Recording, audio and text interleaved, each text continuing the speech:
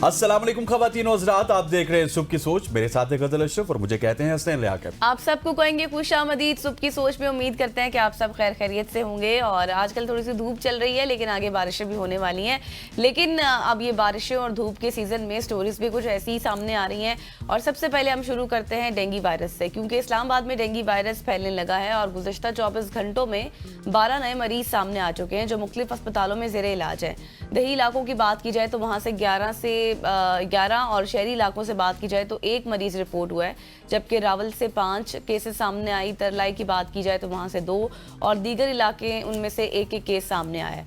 और dengue surveillance टीमों ने 151 मकामात का मुआयना भी किया और 11 मकामात को डेंगू हॉटस्पॉट करार दे दिया गया है, जबकि मुतासरा मकामात पर फौरी हिफाजती इकदाम भी किए गए हैं। जबकि इंतजामिया की जानिब से इस्लामाबाद में 31,000 से ज़ायद इंसदादी डेंगू सरगर्मियाँ भी शुरू कर दी गई हैं और 17 मरीजों के घरों के तरफ 813 मकानात में स्प्रे और इकदाम भी हो रहे हैं। इसके साथ साथ इंतजामिया की जानिब से ये भी खबरें सामने आ रही हैं कि मच्छरों की अफजाइश रोकने के लिए सख्त कार्रवाइयाँ भी की जा रही हैं। बिल्कुल ऐसी गज़ल, जिस तरह आपने कहा कि बारिशें आती हैं तो साथ कभी कभी ज़हमत बन जाती हैं, सैलाब भी होता है और फिर इन्हीं बारिशों की वजह से कभी कभार हमें डेंगू का सामना भी करना पड़ता है। हुकूमत अपना काम कर रही है, वो स्प्रे भी कर रहे हैं, वो आपकी हिफाजती तदाबीर के हवाले से भी बताएंगे और डिफरेंट वो आगाही इस हवाले से भी मुहिम भी चल रही है। लेकिन आपने करना ये है कि किसी भी जगह पे, अपने घर की जगह पे आपने खुले पानी को नहीं छोड़ना है। खुला पानी अगर हो एक तो अगर आप उसको साफ़ कर सकते हो साफ़ कर लीजिए, या अगर उसको डाम सकते हैं तो डाम लीजिए। ये 2 चीज़ें अगर आप करेंगे तो आप डेंगू से दूर रहेंगे और ये आपको करना चाहिए अपने लिए, अपने घर वालों के लिए, अपने प्यारों के लिए। क्योंकि जितना गवर्नमेंट के एंड से हो सकता है वो कर रही है और जितना आप करेंगे वो आपकी अपनी जिम्मेदारी है। आपने खुद ही रहना है, आपकी सेहत के लिए होगा। बिल्कुल ऐसे ही गज़ल। और ये मेरा ख्याल है कि अगर ये खुद करेंगे तो ये सोने पे सुहागा हो जाएगा। एक तरफ से गवर्नमेंट एफर्ट करेगी, एक तरफ से आप एफर्ट करेंगे, तो डेंगू वायरस से हम छुटकारा पा सकते हैं। आगे बढ़ते हैं ख़वातीन और हज़रात। दुनिया भर में साइबर सिक्योरिटी की अहमियत रोज़ बरोज़ बढ़ रही है। एक गलती या कमजोरी किसी भी बड़े इदारे को नाकाबिले तलाफी नुकसान पहुंचा सकती है और ऐसे में जब दुनिया की सबसे बड़ी खिलाई तहकीकाती एजेंसी नासा की सिक्योरिटी में एक संगीन खामी सामने आए तो हर कोई हैरान हो जाता है। तो इसको ठीक करने वाला कोई अमेरिकन माहिर नहीं था, बल्कि इस खामी को ठीक किया एक पाकिस्तानी नौजवान ने और उस नौजवान का नाम है अली रज़ा। वो एक माहिर सॉफ्टवेयर डेवलपर हैं, साइबर सिक्योरिटी एक्सपर्ट हैं और एथिकल हैकर हैं। हैकर्स में भी 2 क्लासेस होती है, एक अनएथिकल होते हैं, एक एथिकल होते हैं। अली रज़ा ने नासा के सिस्टम में एक ऐसी क्रिटिकल वल्नरेबिलिटी दरियाफ्त की जो अगर किसी गलत हाथों में लग जाती है तो नासा के डाटा, मिशंस और आलमी तहकीक को शदीद नुकसान पहुंच सकता था। लेकिन अली रज़ा ने गैर जिम्मेदारी नहीं दिखाई और जिम्मेदाराना हैकर्स की तरह उन्होंने इस कमज़ोरी को उसको बेचने या फिर नुकसान पहुंचाने की कोशिश नहीं की और पूरी जिम्मेदारी के साथ इसे नासा के VDP वल्नरेबिलिटी डिस्क्लोजर प्रोग्राम के तहत रिपोर्ट किया है। और इनकी इस पेशावराना दरियाफ्त, दयानतदारी और शफाफियत को नासा ने खुले दिल से सराहा और नासा ने न सिर्फ अली रज़ा के इस कारनामे को तस्लीम किया, बल्कि एक सरकारी खत के जरिए उनकी महारत, एथिकल लीडरशिप और आलमी साइबर सिक्योरिटी में उनके किरदार की तारीफ की। और ये एजाज़ सिर्फ अली रज़ा के लिए नहीं बल्कि पूरे पाकिस्तान के लिए एक फ़ख्र का लम्हा है। बिल्कुल जी, अली रज़ा को हम अपने प्लेटफॉर्म से मुबारकबाद भी देते हैं। और इसके साथ साथ एक बहुत बड़ी वीकनेस थी जिसको डिस्कवर किया है अली रज़ा ने, और ये एक बिग अचीवमेंट भी है। Instead of misuse Ali Raza ने उसको रिपोर्ट कर दिया नासा में। और इससे क्या है कि आप ये कहें कि इंटरनेशनली हम बहुत से बड़े नुकसानात से बच गए हैं। अब इससे क्या हुआ है कि अगर ये एक्सप्लॉइट हो जाती तो फिर हमारा सिस्टम जो है वो बिल्कुल ख़राब भी हो सकता था, फिर सेफ भी नहीं रहता और बहुत सी इंफॉर्मेशन भी हमारी जा सकती थी। इससे क्या हुआ है कि हमारा सिस्टम थोड़ा सा सेफ हो गया है और अली रज़ा ने अपनी महारत दिखाते हुए काम किया है। खैर आगे बढ़ते हैं और आपको जिंदगी से रिलेटेड कुछ बातें बताती हूँ मैं आज, क्योंकि जिंदगी में सब हैरान है, परेशान है। बिल्कुल, ये जो आपने हैरान और परेशान की बात की है ना, इसी को मैं आगे लेकर चलूंगी, क्योंकि जिंदगी में सबके साथ अच्छे बुरे वाकयात पेश आते हैं। Ups and downs are the part of life. और अच्छे वाकयात सोचकर हम अच्छा महसूस भी करते हैं और कुछ ऐसे बुरे वाकयात होते हैं जो ज़ाहिर है परेशानी का बाइस भी बनते हैं। और बाज़ दफ़ा तो इंसान के साथ कुछ ऐसे वाकयात या कुछ ऐसी यादें भी होती हैं जो वो चाह कर भी नहीं भुला पाता, और यही वजह है कि वो तल्ख यादें इंसान के जहन से नहीं निकल पाती, जिसकी वजह से वो इंसान को दिमागी तौर पर काफ़ी नुकसान पहुंचाती है और हर वक्त इंसान क्या होता है कि परेशान रहता है। अब क्या हुआ है जी, अब साइंसदानों की जानिब से एक ऐसी पेशरफ्त की गई है जिससे दिमागी सेहत के मसाइल के इलाज में मदद मिल सकती है, क्योंकि साइंसदानों ने दरियाफ्त किया है खुशगवार यादों को वापस लाना और बुरी यादों को मिटा देना अब बहुत ज्यादा मुमकिन हो गया है। एक तजुर्बे में मुहक्किकीन ने 37 शुरका से बेतरतीब अल्फाज को मनफी तस्वीरों के साथ जोड़ने को कहा और फिर बाद में उन्होंने बुरी यादों को कमजोर करने के लिए उनमें से आधे राबितों को तब्दील करने की भी कोशिश की।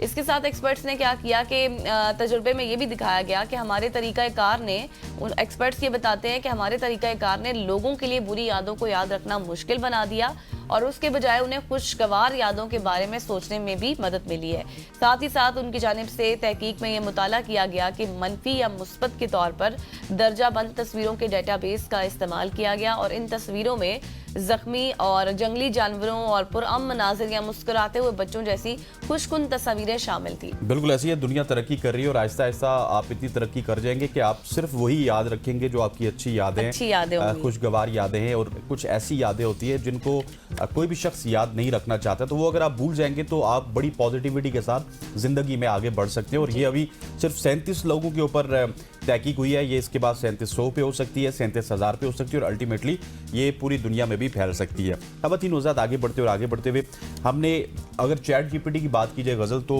उसको लेके काफ़ी ज़्यादा सवालात भी खड़े हो रहे हैं। बहुत सारे लोग हैं जो कि चैट जीपीटी के साथ अब गपशप भी करते हैं। किसी ने उसको अपनी गर्लफ्रेंड बना लिया है, किसी ने उसको अपना बॉयफ्रेंड बना लिया है और कोई खुदकुशियां कर लेता है। और चैट जीपीटी अगर उनको अच्छा जवाब नहीं देगी तो वो उस पर भी अब दिल बर्दाश्ता हो जाते हैं। तो इसके लिए काफ़ी कुछ अब नया आ रहा है। ओपन एआई ने उन कम उम्र सार्फिन के लिए चैट जीपीटी पर नई पाबंदियां लगाने का ऐलान किया जिनकी उम्र 18 साल से कम है।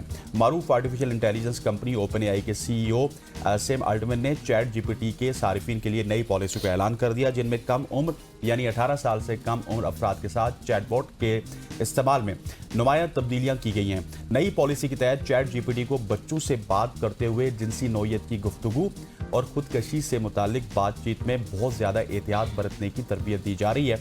और अब 18 साल से कम उम्र सार्फिन के साथ ये फ्लर्टी गुफ्तगू नहीं करेगा। ओपन एआई का मजीद कहना था कि वालिदैन को अब ये सहूलत हासिल होगी कि वो अपने बच्चों के लिए ब्लैकआउट आवर्स मुकर्रर कर सकेंगे, यानी ऐसा वक्त जिसमें बच्चों को चैट जीपीटी दस्तयाब नहीं होगा। याद रहे कि ये फीचर पहले मौजूद नहीं था और ये हमारे बच्चे वाली नस्ल के लिए बहुत ही अच्छा है। एग्जैक्टली अब कोई भी इनएप्रोप्रिएट और या फिर आप ये कहें कि हार्मफुल कंटेंट नहीं होगा, बल्कि अच्छी बातें होंगी, यूजफुल कंटेंट होगा बच्चों के लिए और सिर्फ उनको एजुकेशन से रिलेटेड मवाद मिलेगा, हेल्दी मवाद मिलेगा जिस पर वो बातचीत भी कर सकते हैं, पढ़ाई भी कर सकते हैं या फिर उसको अच्छे तरीके से इस्तेमाल कर सकते हैं। क्योंकि इस तरह का सिक्योर एनवायरनमेंट की अब शायद बहुत ज़्यादा हमारी सोसाइटी में ज़रूरत है, क्योंकि जहाँ पर टेक्नोलॉजी आगे बढ़ रही है वहाँ उसके मसाइल, उसके चैलेंजेस भी बहुत ज़्यादा हैं और ये चैलेंजेस काफ़ी हद तक बढ़ गए थे जिसको हमने डिफरेंट सेगमेंट्स में भी बात करके आपके सामने पेश किया, एक्सपर्ट के साथ भी हमने बात की। खैर आगे बढ़ते हैं, आपको लिए चलते हैं इंडिया, जहाँ से बहुत ही ज़बरदस्त स्टोरी है और आपको मज़ा आएगा सुनकर, क्योंकि भारत की रियासत गुजरात में पेश आने वाले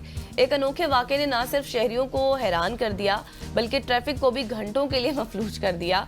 वडोदरा शहर में एक खातून ने महज 2 गोलगप्पों को ना मिलने के पीछे पूरी सड़क को उसने ब्लॉक कर दिया, धरना दे दिया उसने। एग्जैक्टली 2 होगा, मरना होगा, धरना होगा। या आप फुटेजेस में भी देख सकते हैं कि किस तरह से वो बेचारी रो रही हैं और 2 गोलगप्पे कम मिलने पर सड़क के बीच धरना दे डाला, जिसके नतीजे में ट्रैफिक जाम हो गई। और भारतीय मीडिया के मुताबिक खातून ये दावा कर रही थी कि जो गोलगप्पे वाला था उसने उसे 20 रुपए के एवज 6 के बजाय सिर्फ 4 गोलगप्पे दिए। और रोती और चीखती खातून का ये भी कहना था कि ये पहला मौका नहीं है, वो बार बार गोलगप्पे वाला आदमी उस खातून के साथ ऐसा ही करता है। और इस वाक़े की वीडियो सोशल मीडिया पर वायरल हुई जिसमें खातून सड़क पर बैठी अपने साथ होने वाली नाइंसाफी बयान कर रही थी।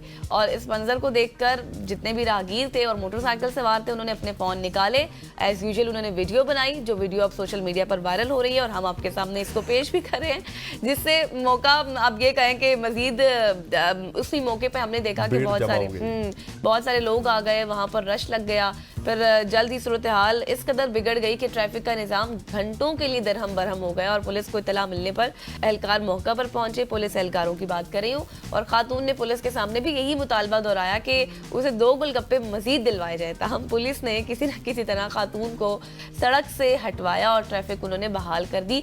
लेकिन इसके साथ ये भी आपको बता दूं कि अभी तक ये वाजे नहीं हो सका कि खातून का वो मुतालबा 2 गोलगप्पों वाला पूरा हुआ है। सोच रहा था कि अगर हम इंडिया से मैच हारे हैं ना तो इंडिया में इस वक्त सेलिब्रेट सेलिब्रेट हो रहा होगा, लेकिन आपने जब ये गोलगप्पे वाली स्टोरी बताई है ना, तो उनके मसाइल भी हमारी तरह ही हैं। पूरी कौम सेलिब्रेट नहीं करती है, बल्कि वो गोलगप्पू में भी लड़े और गोलगप्पू में लड़ने के बाद वो अपनी रोड भी ब्लॉक कर रहे। और आपने एक और बड़ी इंटरेस्टिंग हमें बात बताई है कि रोड घंटों तक ब्लॉक रही और घंटे बाद पुलिस आई। सो हमारी पुलिस भी इतनी तेज है जितनी नहीं इतनी तेज है जितनी इंडिया की है। सो मामलात सिर्फ हर तरफ ठीक है।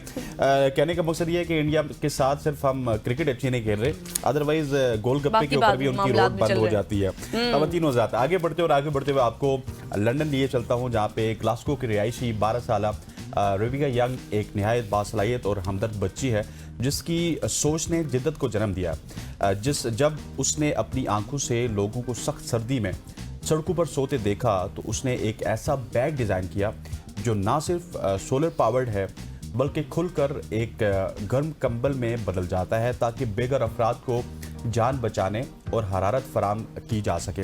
रेबिका की इस इजाद ने पूरे बरतानिया में शोहरत हासिल की और उसने 70,000 से ज़्यादा मुकाबला करने वालों को शिकस्त देकर primary engineering MacRobert medal जीत लिया है। और इनकी तहकीक को इंजीनियरिंग कंपनी ने अमली शक्ल दी है, जिसने 30 प्रोटोटाइप तैयार करके ग्लासगो की फलाई तंजीमों को फराम कर दिए हैं और मज़ीद 120 तैयार करने की मनसूबाबंदी भी की जा रही है। ये एक मिसाल है हमदर्दी और साइंस किस तरह दुनिया को बदल सकती है। रेबेका को टाइम मैगजीन की पहली गर्ल्स ऑफ द ईयर फहरिस्त में शामिल कर लिया गया, जहां उन्हें साइंस और टेक्नोलॉजी में सिनफी रुकावटें तोड़ने और तब्दीली लाने वाली ताकत के तौर पर सराहा गया। और ये इस बात का सबूत है कि कम उम्री में भी हमदर्दी और जिद्दत के जरिए दुनिया में मस्बत तब्दीली लाई जा सकती है। एग्जैक्टली, बिल्कुल आपने ठीक कहा। वेल डन रेबिका, आपने बहुत अच्छा काम किया। जितने भी होमलेसनेस लोग होते हैं या बेघर लोग होते हैं, उनके लिए उन्होंने ये कारनामा सर अंजाम दिया। और उससे क्या होता है कि ये इजी टू कैरी है। आप जो बैग है उसमें फिट आ जाता है। इनके पास एक बैग होता है, उसमें फिट आ जाता है। उसमें बैटरीज लगी होती हैं जो कि सूरज की रोशनी से दिन को चार्ज होती हैं और फिर रात को क्या है कि वो हीट प्रोवाइड करती हैं ठंड से बचाव के लिए। और ये एक बहुत बड़ी अचीवमेंट है जो रेबिका की जानिब से सामने आई है और इसको काफ़ी सराहा जा रहा है। और एक जिस तरह से आपने अपनी स्टोरी में बताया कि मजीद 120 तैयार करने के ऊपर भी काम किया जा रहा है, ये एक बहुत बड़ी, को जितना भी सराहा जाए उतना ही कम है। तो ये थी आज की हमारी जी सोशल स्टोरीज। यकीनी तौर पर सबको पसंद आई होंगी। मुझे तो पसंद आई। हाँ, मुझे भी पसंद आई है, तो ज़ाहिर है फिर देखने वालों को भी आई होंगी। तो यहाँ पर लेंगे हम जी एक ब्रेक और ब्रेक के बाद वापस आएंगे। हमारे साथ रहिएगा।